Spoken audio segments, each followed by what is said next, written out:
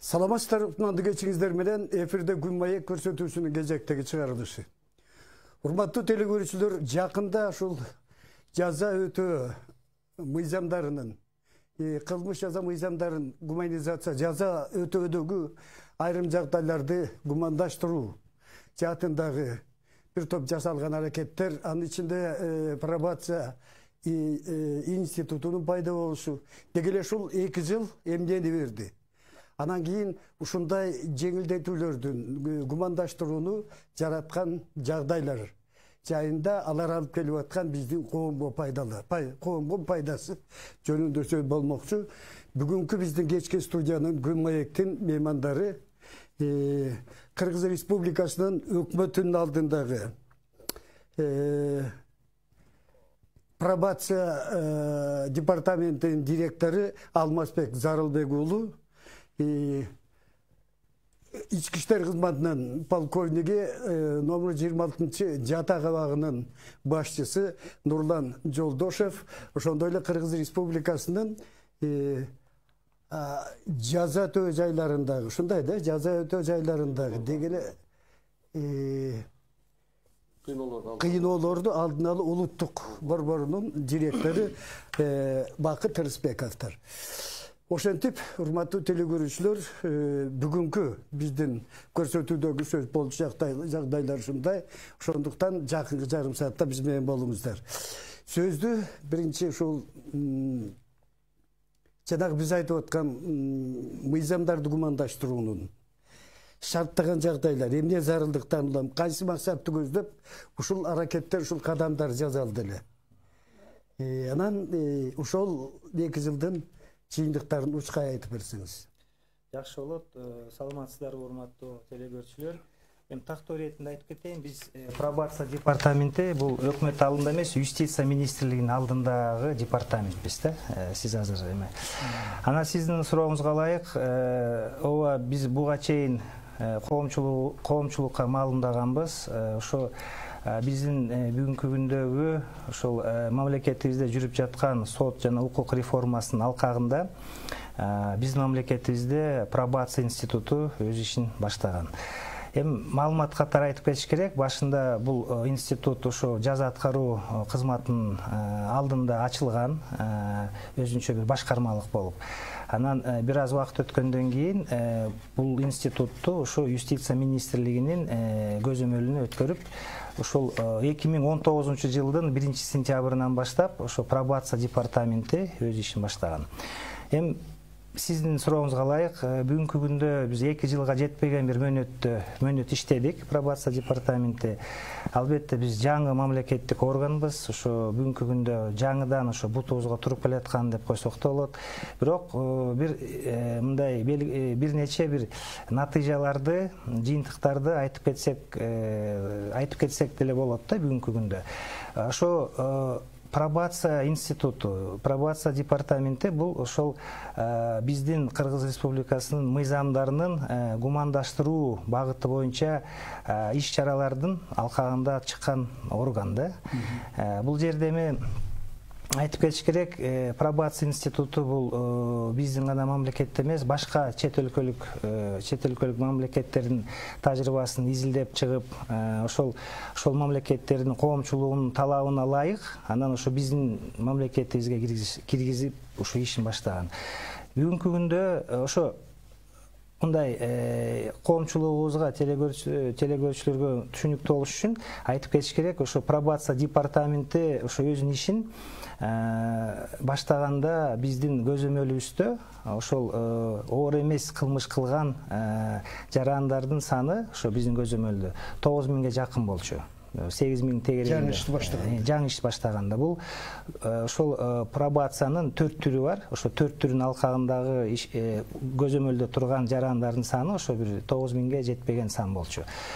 Бүгүнкү күндө пробация департаментинин көзөмөлүндө республика боюнча 16600 пробация кардары турат көзөмөлдө.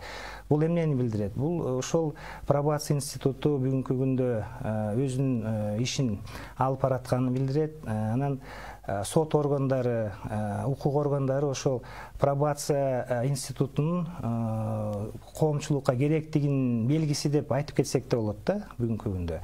Себеби дегенде мындай расмий тилде айтканда правоприменительная практика сот органдарында толук кандуу башталды. Ошол себептен ошо пробация кардарларынын саны бүгүнкү күндө көбөйдү. Себеби дегенде ошол биздин коомчулугубузда бул институт керек экенин бир далилдин бири болуш керек деп эсептейбиз. Себеби дегенде ооба башында пробация институту жаңы кирип атканда коомчулугубуз көп түшүнбөй ошо эмнеге бул кылмыш кылган кишилерге мамлекет көмөк көрсөтүш керек, эмне үчүн ошо налогоплательщиктин акча каражатын коротуш керек деген бир суроолор болгон.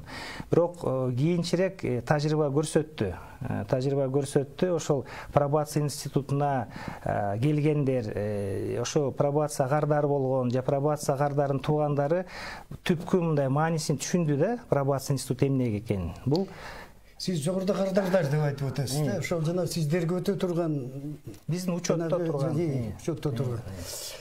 Ошол сиздердин эсепке алар өздөрүнүн каалоолору боюнча өтөбү же кандай тартип менен сиздерге берет? Бул кардар деп, бул ошо пробация жөнүндө мыйзам буларды ошо кардар деп тапкан, ошо мыйзамда жазылган да. Бизге алар ошо соттун өкүмүнүн негизинде келет. Биз пробация департаменти аткаруучу орган болгондуктан биз сот өкүмдөрүн аткарабыз. Мындайча айтканда биздин кыргыздын жараны оор эмес кылмыш кылып, анан ошол тиешелүү соттун чечимдеринин негизинде эгерде сот ушул жаранды жабык абакта эмес, пенитенциардык абакта эмес, ошол пробация көзөмөлүнүн алдында өтсүн деген бир жазасын өтсүн деген бир өкүм чыкса, чечим, анда ошол соттун өкүмүнө ылайык ошол кардардын жашоо дарегине байланышкан пробация органына келип учетко турат. Жогорудагы жаңы институт мындай бир салыштырып айтып көрсөңүз да, жадак абагы менен анан кийин жана пробация да анча оор эмес кылмыш кылгандарды кармоонун экөөнүн ортосундагы айырма. Ушунун өзүнөн кетип аткан жанагы мамлекеттин чөнтөгүнөн кетип аткан чыгымдын көлөмдөрү. Мунун өзү биздин бюджетке кандай таасирин тийгизет? Саламатсыздарбы, урматтуу телекөрүүчүлөр. Азыркы учурда биз департамент пробация менен взаимодействие болуп иштеп атканда пенитенциарный пробация менен иштейбиз. Бир жылдын ичинде бошотуу убагында уведомление берип, анан кардар болуп калат да, ушул эме биздин осужденный.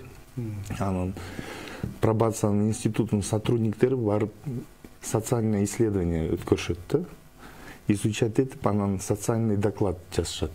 Анан ошол докладты бизге берип, биз ошол доклад менен сот материал менен тапшырабыз. Ошондон кийин сот карап туруп решение принимать этет да, же условно-досрочно бошойт, же если он не подлежит социальной адаптации. Сиздер аркылуу да, сиздин ушундай кабарыңыз барбы? Сиз ички иштер кызматында анда мурда ошол жанагы жаза өтөө колонияларында иштеген турбайсыз? Орто эсеп менен ошол жанагы жаза өтөө жайларындагы колониялардагы бир адамга кеткен чыгым менен пробациядагы жүргөн адамдардын ортосундагы каржылык чыгымдардын айырмасы. Айырмасы бар. Допустим, бир күндүк бир осужденный эмеде колония кармаганда 71 сом кетет. Пробацияда 10 сом, 20 сом кетет да, в среднем. Допустим, биз эметкенде жазганда, эмелерди, законопроекттерди эметкенде Латвияда $10 экен. Пробацияда 30 сантим экен. бир күндүк эмесичи. Конечно, экономия бюджетных средств болот да. Биздин бюджетке кыйла эле эме экономия болот да бул жерде. Жеңилдик биртоле жеңилдик болот. Биз аны мониторинг эткенбиз, ошо салыштыруу КСИН жаза аткаруу кызматы менен салыштырганда.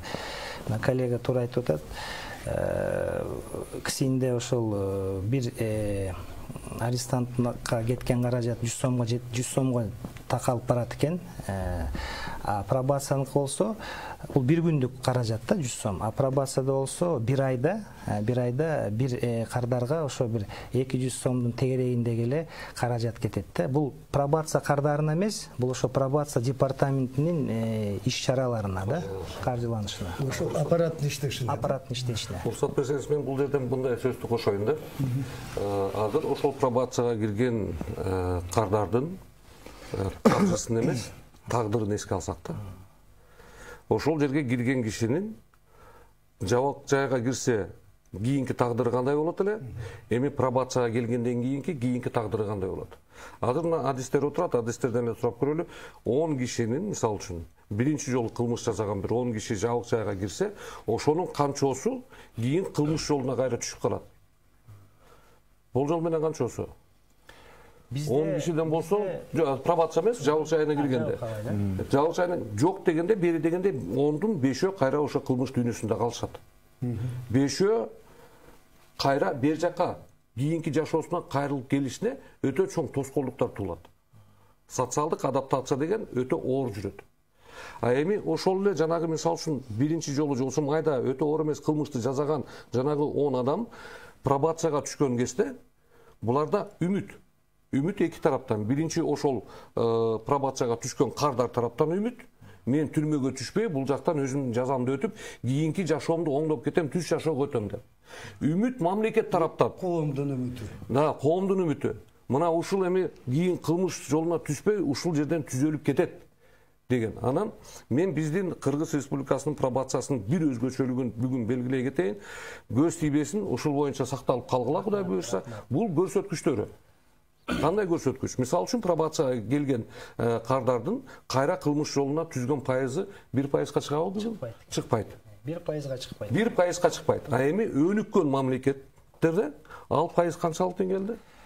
Мисалы, эми Европа өлкөлөрүн алганда среднен бир 3-4%ке чыгат. 3-4% кайра кылмыш жолуна түшүп атат. Эми ушул тажрыйба менен, ушул жол менен биздин пробация алдыга кете турган болсо, мисалы үчүн мен кыйноолорду алдын алуу боюнча улуттук борбордун жетекчиси катары айтайын, биздин дагы бир аз жумуштар жеңилди.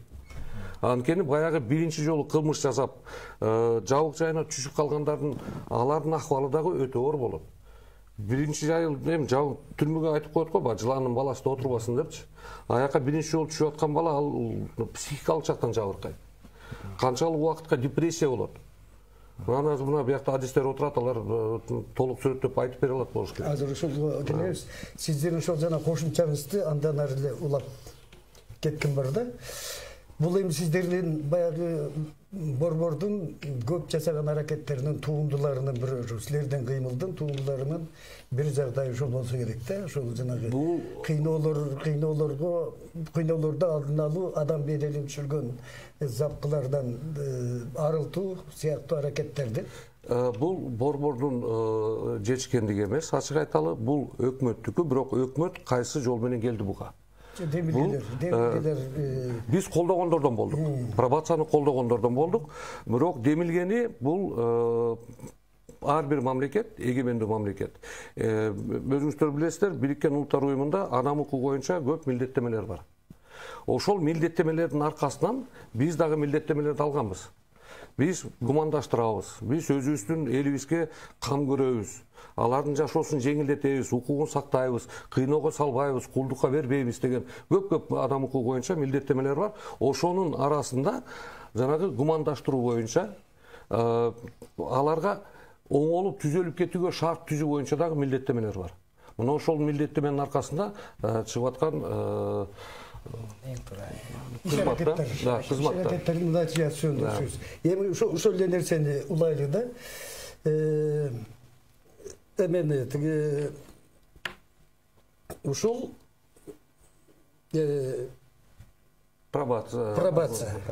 пробация иш аракеттери. Мемеге чейин мисалы жабык абакта кармаганга караганда пробацияга киргенде эмне артыкчылыктар кандай жеңилдиктерге ээ болот? Мына биякта кесиптеш айтып кетти. Бул мындай да, бул жагынан, бул социалдык жагынан, психикалык жагынан бул чоң бир мындай көмөк болот да. Себеби дегенде эми коомчулугубуз түшүнүш керек. Бу жерде ошо пробациянын көзөмөлүнө оор эмес кылмышты кылган жарандар келет. Соттун өкүмүнүн негизинде, соттун чечиминин негизинде. Анан бул жерде мен айтып кетишим керек, ошо тажрыйбанын мындай анализин жүргүзгөндөн кийин, изилдөөсүн жүргүзгөндөн кийин, ошол оор эмес кылмыш кылган жаран биринчи жолу кылып атат бул жаран кылмышты. Анан бул турмушта ар кандай жагдайлар болот экен. Ошо билбегендиктен кылмышкер болуп калат, мындай кокустуктан кылмышкер болуп калат мисалы. Анын аң сезими кылмышкердин аң сезими эмес ошол кездечи. Анан ушундай учурда мамлекетибиз ошол жаранга мындай мүмкүнчүлүк берет да. Ошо мүмкүнчүлүк берет, ошол кайра оң жолуна түшкөнүнө. Эгерде пробация институту болбогон күндө бул ошол соттун өкүмү негизинде бул жабык абакка кетет, жазасын тартканы. Ал жактан ал жабык абакка түшкөндө ошол коом мындай кылмышкер коомчулукка түшкөндөн кийин ошол өзүнүн жазасы бүткөндөн кийин кандай адам болуп чыгат, бул чоң маселе да биз үчүн, коомчулук үчүн. Мына ошол жанагы басма сөз беттеринде дагы, массалык маалымат каражаттарында, социалдык тармактарда дагы ушул жанагы азыр иштеп аткан мыйзамдарды инвентаризациялоо зарылдыгы, иштебей аткандыгы, же болбосо кээ бир мыйзамдардын тескери таасир менен келгендиги жагдайында ар кандай сөздөр жүрүп атат да. Ошолордун арасына ушул биз сөз кылып аткан институт ушундай бир аракеттерде кирип кетип атат да. Батышны эмес, эл аралык уюмдардын белгилүү бир суммадагы акчаларын алып алышып, ошону иштетүү үчүн жанагы мыйзамдарды жазып, анан ошол мыйзамдарды түрмөгө дагы, түрмөдөн бошоп чыккандарга дагы киргизип, элдин түрмөнүн жаман экендигин, ошондон коркуу, сестенүү сезимдерин бизден менталитетке жараша ошону кыскартып салды. Мүмкүн ушул мыйзамда да карап көрүш керек, жана инвентаризациялооду деген мындай бир ойлор пайда болуп атат да. Ушул ойлор канчалык негиздүү, негизсиз болсо, эмнеси менен негизсиз? Мен мындай жеке пикиримди айтайын, жеке пикиримди. Бизде азыр бүгүн артка бери дегенде бир 15-20 жылга чегинип калуу коркунучу турат. Мыйзамдарды кайра карап чыгып, кайра өзгөртүү боюнча. Эми жана сиз айтып аткан донорлордон келген акчаны, жок, донорлордон келген акчаны бөлүшүнө деп мыйзамды турлап коюшту. Бул жанагы 19-жылы күчүнө кирген, кабыл алынган кодекстер жөнүндө көп айтылып келатат да. Эми менин көз карашымда ошол кабыл алынган кодекстер бул өтө чоң жетишкендик болгон Кыргыз Республикасына. Мурдагы күнү эле бир жыйын болду. Ал жыйынга Казакстан менен Тажикстандын дагы серепчи эксперттери катышты. Алар айтып атышат, биз силерди суктануу менен карайбыз деп. Тажикстандык айтып атат, биздин айрым жерден ичибиз күйөт дейт. Качан биз силердин деңгээлге жетебиз деп. Адамды сыйлоо боюнча, укукту сыйлоо боюнча, жазаларды аткаруу мекемеси болсун, башка тарап болсун, мамлекеттин ичиндеги адам укугунун жеткен деңгээли. А эми бүгүнкү күндө биз кайра артка чегинүү коркунучунда турабыз да. Биз аны бүгүн эми азыр түшүнбөйбүз.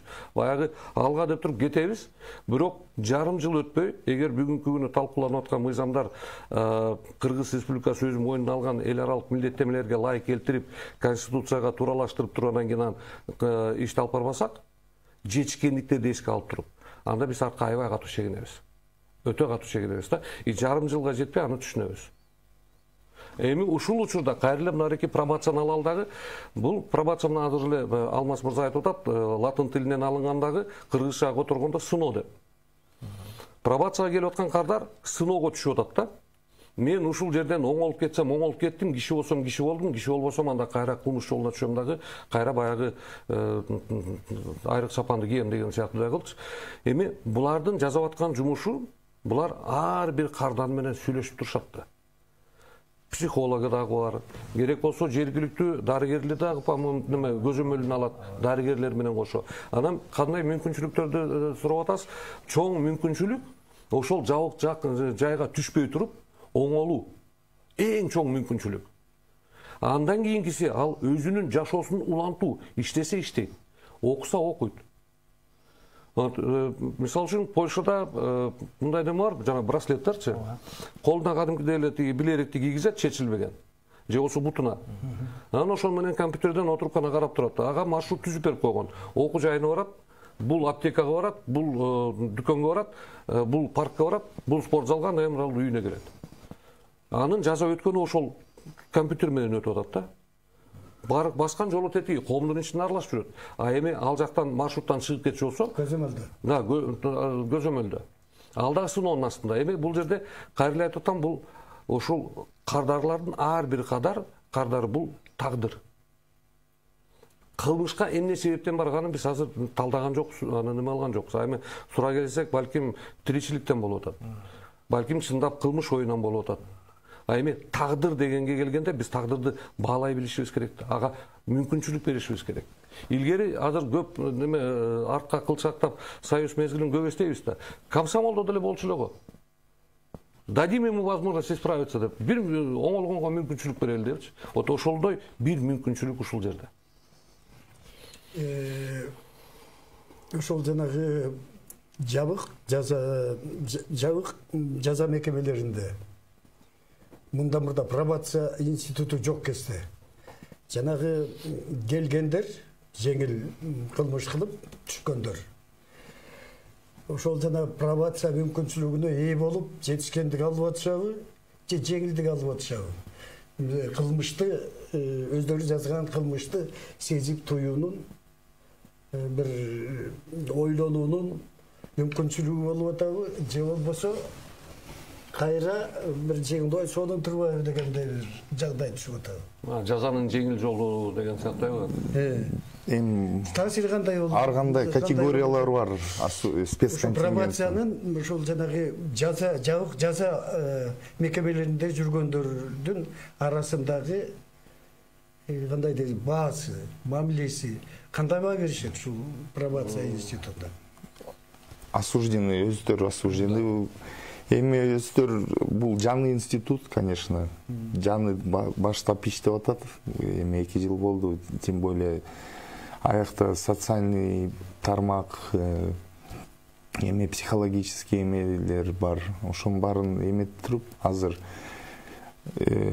допустим, осужденный айтсак, ушундай эме требования бар, ушундай эмени жөнөтүп атабыз уведомление. Положительно эле карап атышат. Чукпай эле эми ошол менен дальше кетип атышат эмеге. Жана сөздүн жүрүшүндө айтып жибердиңиз. Пробациялык доклад депчи. Баян. Ушу пробациялык баянды кимдер түзөт, ал эмне үчүн түзүлөт, эмне болуп иштейт? Бул ошо сотко чейинки пробациянын алкагындагы иш да. Ошо 4 түрүнүн бир түрү, пробациянын бир түрү. Бул жерде мындай телекөрүүчүлөр түшүнүктүү болуш үчүн бул жерде пробациялык баяндама бул соттун токтомунун негизинде түзүлөт. Ошол соттолуп жаткан жаран, соттолуп жаткан статусу еще соттоло элек, бул соттолуп аткан сот процессинин алкагында сот органы ошол пробация органына тиешелүү токтомду түшүрөт. Ошол токтомдун негизинде анан пробация органынын кызматкерлери всесторонний изучение кылат да. Тиги социалдык жагынан, жумуш иштеген жеринен, окуган жеринен эгер болсо, бүт жагынан изилдөөлөр жүргүзүп туруп, анан өзүнүн тиешелүү корутундусун чыгарат. Биздин корутунду ошо пробациялык баяндама бул сот үчүн мындай рекомендательный характерде сунуштайт, бирок бул сот аны эске алып туруп, анан өзүнүн чечимин чыгарат. Ошондо пробациялык баяндама ошол пробациялык райондук пробациялык орган менен түзүлөт туруп, ал эки түрдө болот. Же ошо пробациялык көзөмөлгө келгенге болот деген корутунду чыгат, же болбосо ошол изилдөөнүн жыйынтыгында эгерде бир маалыматтар чыгып, бул мисалы жашаган жеринен жакшы эмес маалымат, мүнөздөмө болсо, же болбосо жашаган дереги так эмес болсо, мисалы да, ошондой бир мыйзамда жазылган шарттар бар, ошол шарттарга туура келбесе, анда пробация органы ошо тиешелүү өзүнүн пробациялык көзөмөлгө келгенге болбойт деген өзүнүн корутундусун чыгарат пробация органы, ошону сотко жиберет. Бир кыска аягына чыгып калды да, ушул жанагы ушул биз айтып аткан мыйзамдарды гумандаштырууну узак жылдардан бери колдонуп жүргөн өлкөлөрдөгү иштин оң жака натыйжасынын көрсөткүчү биздикинен дагы төмөн деген нерсени айттыңыздар да. Бизде артык болуп атканынан себеби эмне деп ойлоп атасыздар да, сиздер ошону байкаган борбордун? Эми мен азыр бул өтө тереңдеп кетет, мен кыска жооп берүүгө аракет кылайын. Мындай кагаз короп сүйлөйүн да, бизде көп учурда калыстын жоктугу. Калыстыктын жоктугу. Себеп дегенде калыстыктын жоктугу дегеним айрым учурда кылмышты кылбаса дагы соттолуп кеткендер бар. Ал кылмышкер эмес, ички жан дүйнөсү менен. Биринчиси, экинчиси адилетсиз соттун чечимдеринин натыйжасы. Ал бир гана көп себептердин бири. Дагы бир себеби бул мындай эле кадыресе айталы кара сөз менен кедейчилик. Көп учурда мисалы үчүн бир тоогурдайт, койурдайт, аргасыздан, айласыздан. Мисалы үчүн баягы эле токмоктогу тиги дарыканага кирип туруп, баласына дары тоногон. Ал эмнеге барып атат андан? Жашоо шартын зарылчылыгы бар. Эми ал жан дүйнөсү кылмышкер эмес ал. Эми жан дүйнөсү кылмышкерлер бар. Алар бүттү жашоосу кылмыш менен өтөт. Ал өзүн толугу менен кылмышка арнап койгон. Эми жанакындай өзүбүздүн бир боорлорубуз мындайча айткандагы зарылчылыктан барып туруп ушундай ишке барып аткандарга, сен туура эмес кылдың. Мынага сага бир мүмкүнчүлүк берели, кайра туура жолго түшкүнүң деген гана мындай бир багыты да.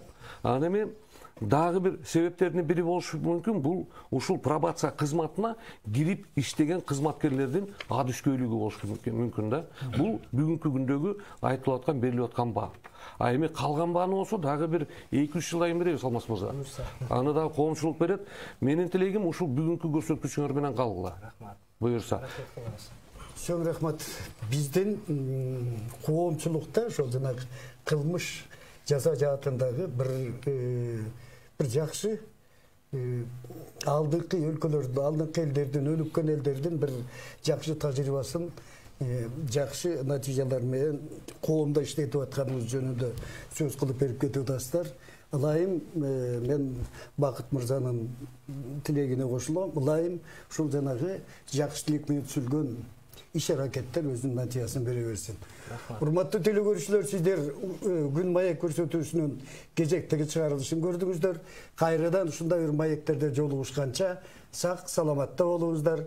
Баарыңыздарга бакубатчылык тилейбиз.